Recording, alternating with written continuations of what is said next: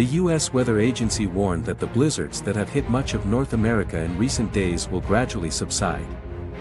Much of the eastern United States experienced freezing temperatures below 0 degrees Celsius on Monday, 26/12, before the weather began to decline on Tuesday, December 27. At least 38 people have died in the United States due to the Arctic freezing weather that continues to hit the Americas and Canada.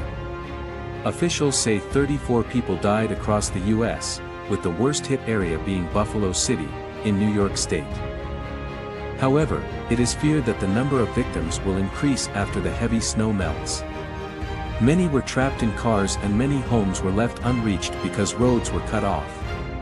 A massive storm wreaked havoc for days, but power had been restored after an earlier blackout.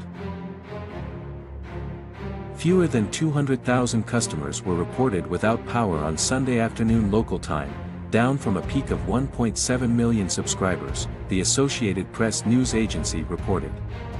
Thousands of flights were canceled, so many people canceled gathering with their families to celebrate Christmas. And, more than 55 million U.S. citizens remained under a wind-chilly weather warning Sunday. The scale of the current storm was unprecedented, stretching from Canada south to Texas.